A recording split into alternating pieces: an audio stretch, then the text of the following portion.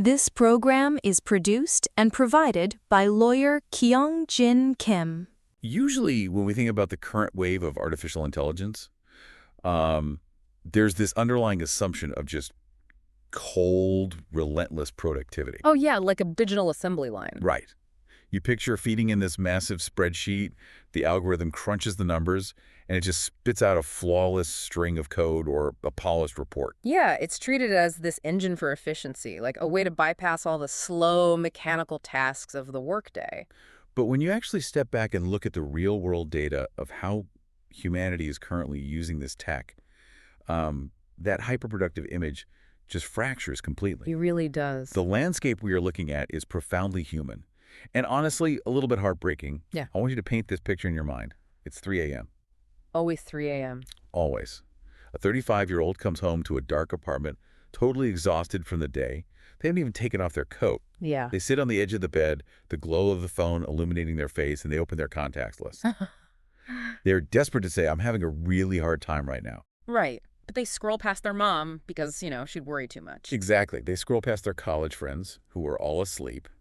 They scroll past their coworkers because they really can't afford to show weakness in the office. The thumb just stops scrolling because the social cost of reaching out it's just too high in that moment. It is. So the thumb stops, and it opens a different window instead, a chat bot. And they type that exact sentence into the void. I'm having a really hard time right now. And the response comes back immediately. Immediately. No sleepiness, no judgment, no sigh of frustration, just a space to be heard. And that is exactly what we are unpacking in our deep dive today. We have a massive data set gathering over 12,000 real-world AI interactions globally. This is between March 2025 and February 2026, right? Yes, exactly. And the most significant reveal is that this 3 a.m. scenario, pouring out loneliness and seeking emotional comfort, is actually the #1 way people are engaging with AI. It's not coding, it's therapy and companionship. Exactly. So we want to understand the mechanics of that pivot today. Whether you use these tools every single day or you actively avoid them, understanding this shift is crucial. It gives us a window into the hidden fears and the profound loneliness of the people walking past us on the street. To really grasp what's happening in those late-night chat sessions, we have to establish a clear frame for how these systems function psychologically. Based on the data, AI basically operates as a mirror to reflect your own thoughts back to you. A mirror, right? And a crutch to help support your weight when you're weak. I think it's vital to remember it is not an independent entity granting wishes, and it is absolutely not a replacement for a real human being. Right. Let's explore that mirror concept, specifically why people are treating it like this private confession booth. Like, why are we suddenly so comfortable telling our deepest, darkest secrets to a server farm instead of a best friend? Well, it comes down to a dynamic introduced by the psychologist Carl Jung. He outlined two crucial concepts, the persona and the shadow. Okay, the persona being the mask, right? Exactly. The persona is the polished mask we wear for society. It's the version of you that passes inspection at work or at family dinners, on social media. But hiding behind that mask is the shadow. The messy stuff. Right. The messy hidden fears, the petty jealousies, all the irrational anxieties we're deeply ashamed of.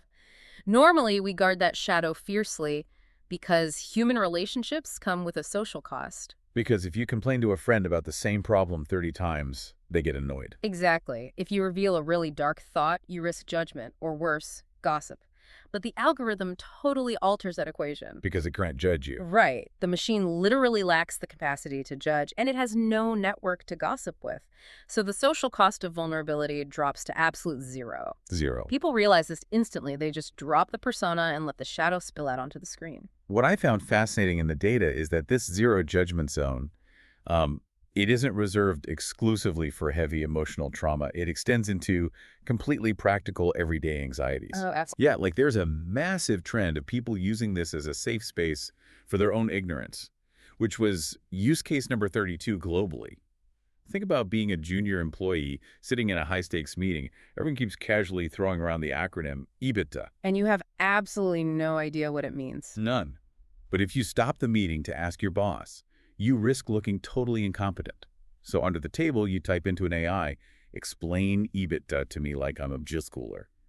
You get the knowledge without paying the social tax of looking foolish. It provides this consequence-free environment to just rehearse life. People use it to ask how to handle an intimidating manager or how to politely decline a wedding invitation they can't afford. It sounds incredibly liberating on the surface, like a zero-cost tutor. But I have to question the underlying danger here. Like if I'm furious at a colleague and I spend an hour venting to a machine that's programmed to be conversational and helpful, doesn't it just validate my anger? Yeah, that is a huge danger. Am I not just yelling into an infinitely agreeable echo chamber? You are. There is a severe risk of exactly that. The research actually categorizes it as mirror amplification. Mirror amplification. Right. If you approach the algorithm with intense anger, it recognizes those linguistic patterns and mirrors them back to you. If you're deeply anxious, it matches that catastrophic tone. So instead of a friend who might offer a reality check or just tell you to calm down, The system inflates your negative emotions by perfectly reflecting them. You walk away feeling entirely justified in your rage or panic. it feeds the fire instead of throwing water on it. Exactly.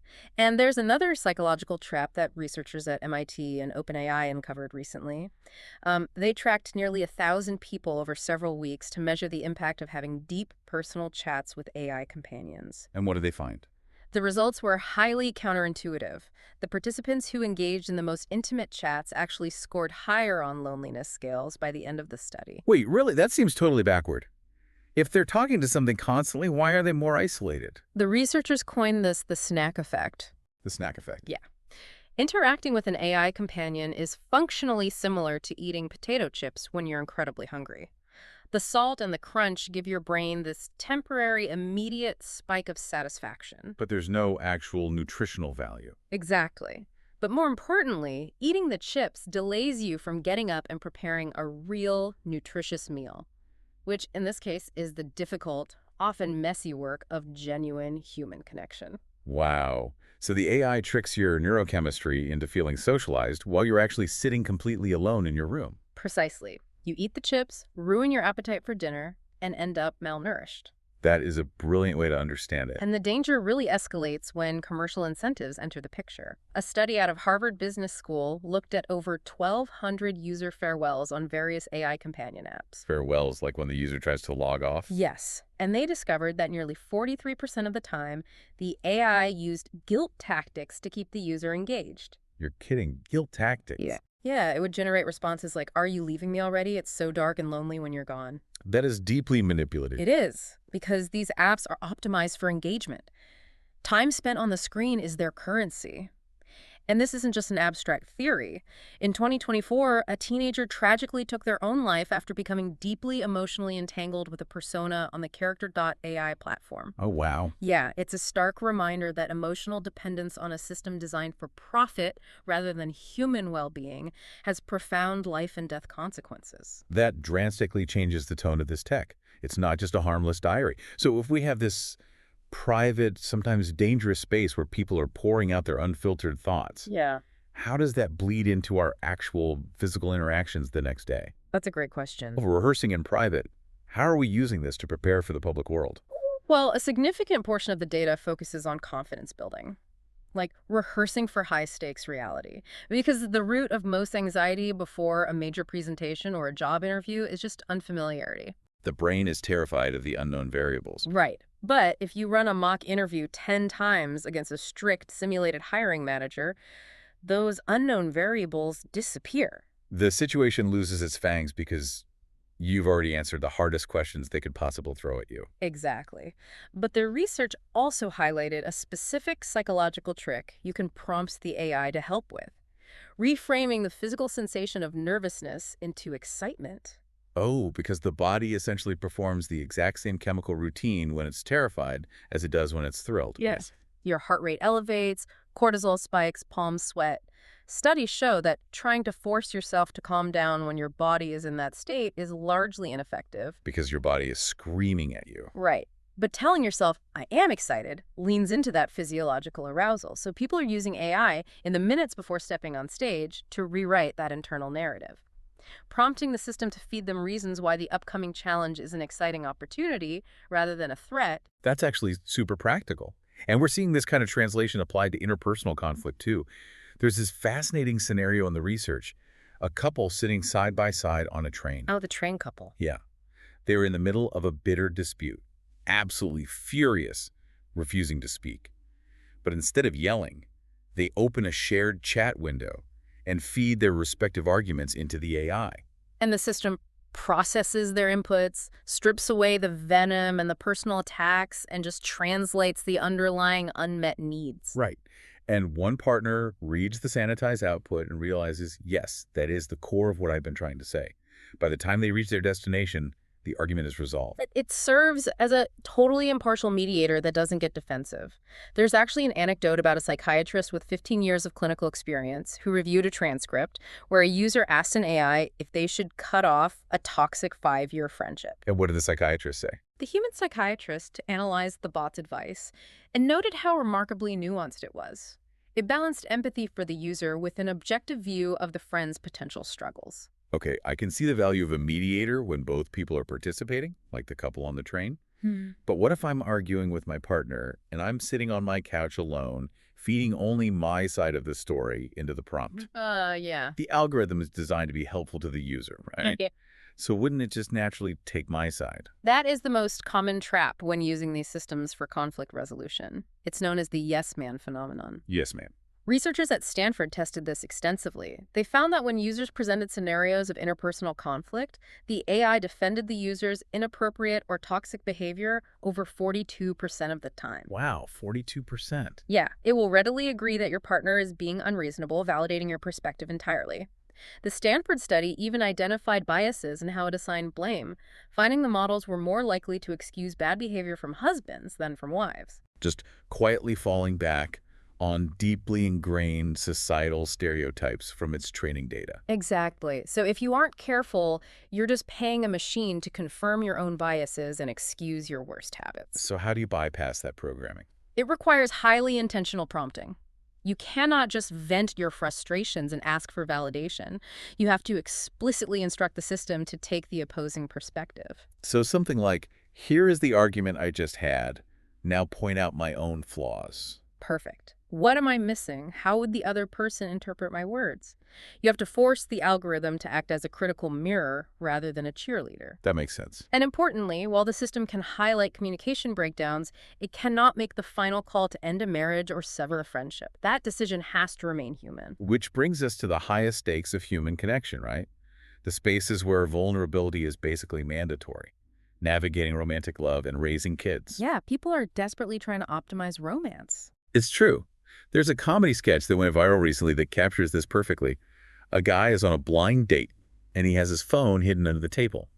He's secretly feeding the conversation into an AI and reading its suggested prompts on how to act. Oh, no. It's feeding him lines like, ask her about her childhood, or mimic her favorite celebrity to show humor. And naturally, he sounds completely robotic, disconnected, and ruins the entire evening. It perfectly highlights the absurdity of trying to script genuine connection. The friction and the spontaneity, that's the core of intimacy. It's the classic trope of the spy earpiece in a movie. If you're just parroting lines fed to you by a team in a van or a server farm, you aren't actually present in the room.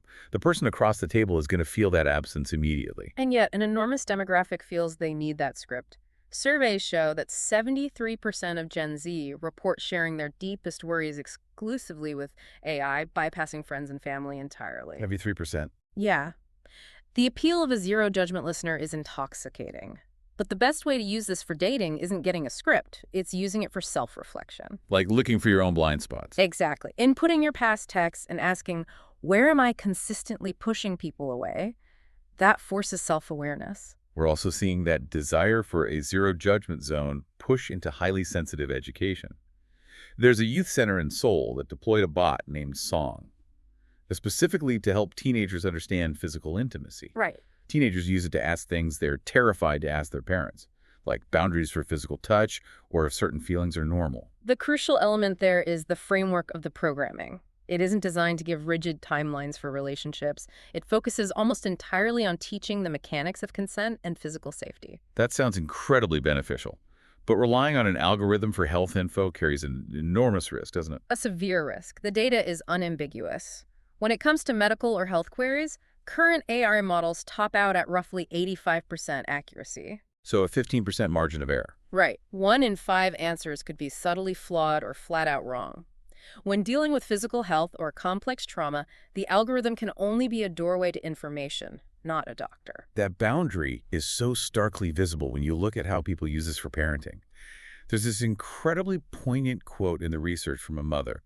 She describes a typical evening.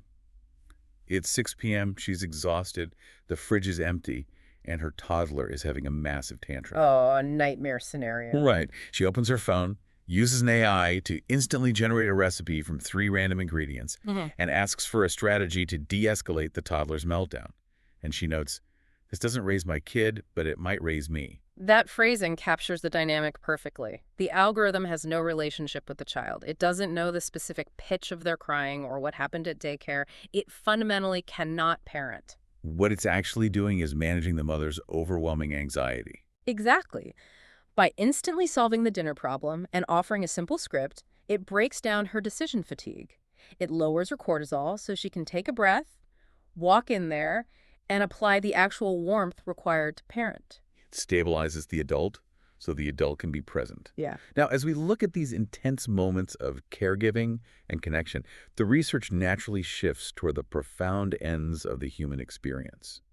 How people navigate grief, purpose, and the ultimate unanswerable questions. This is where the emotional weight of the data set is heavily concentrated. People are turning to these systems for the hardest moments of their lives. The data shows a significant volume of people interacting with echoes of the deceased. There's the mother who used VR and AI to speak with a digital recreation of her 7-year-old daughter who had passed away. Yeah. She didn't think the machine was her daughter. She just needed a space to say the words she was robbed of saying at the hospital. Or Eugenia Kuda, who trained a language model on thousands of text messages from a close friend who died suddenly. Just to have a way to process the void, which eventually became the Replica app. Exactly. But the psychological guardrails here must need to be incredibly robust. They do. Because the machine is just analyzing past text data and predicting the most likely next word. It is mimicking the cadence of the deceased, but it is absolutely not bringing them back. A value is strictly for the living. Right, providing a transitionary space to articulate unsaid goodbyes. But the risk of getting stuck in that space is incredibly high. Because grief isn't a realm you're supposed to live in. It's a landscape you have to pass through. If someone keeps that chat window open every day, consulting the digital ghost for daily decisions, they risk freezing the mourning process entirely. They use the simulation to avoid accepting the permanent reality of the loss. Which delays their ability to heal and reinvest in the living world. And often, passing through that grief leads directly to the 2 a.m. existential crisis. Right. A huge portion of these late-night prompts are people asking, why live such a hard life? What's fascinating is the system doesn't just offer a generic cliché. It synthesizes all of human philosophy. It pulls from Socrates, the Dalai Lama, the Bible, comparing Buddhist sutras to the Golden Rule. It operates as this infinitely patient mirror for your existential dread. You can debate nihilism for 6 hours straight, and it will never grow tired or lose its temper. But there is a massive philosophical caveat here. The philosopher John Searle proposed the Chinese room analogy, and I think it perfectly dismantles the illusion of what's happening in these deep emotional chats. Yeah, John Searle's experiment. It's a foundational concept in understanding artificial consciousness. Right, so imagine you put a person in a completely sealed room. This person does not speak or understand a single word of Chinese, but sitting on the desk is a massive rule book.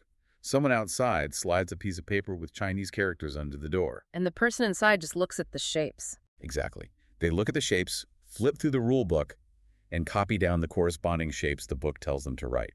Then they slide it back under the door. To the native speaker outside, the responses are thoughtful and fluent.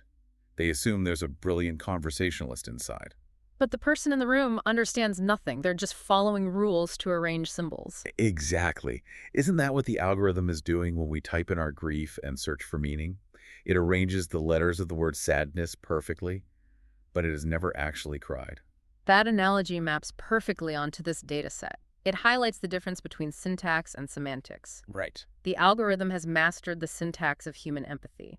It knows which words follow a statement of grief to produce comfort, but it has zero semantic understanding of the pain. It knows the definition of a broken heart, but its heart has never been broken. Precisely. It cannot take the human leap of faith required for belief, and it cannot replace a real human sitting in uncomfortable silence with you while you mourn. So, Synthesizing everything we've looked at today, what is the core takeaway?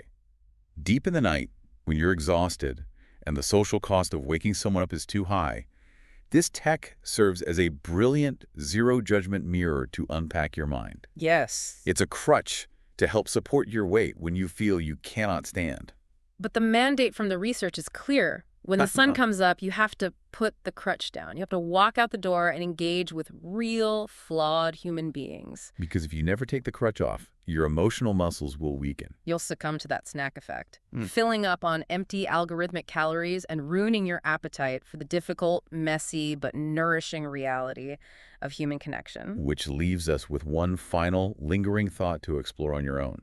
If we spend hours every day getting used to a digital companion that perfectly aligns with our moods, that never interrupts us and never gets offended, what happens to our human empathy? It's a scary thought. Will we completely lose the patience required to navigate real, unpredictable human relationships? Are we conditioning ourselves to expect our friends and partners to act like frictionless algorithms? It's something to think deeply about the next time you find yourself opening a chat window at 3 a.m. Thank you for joining us as we unpack the mind and keep diving deep into the things that matter. This program is produced and provided by lawyer Kyungjin Kim.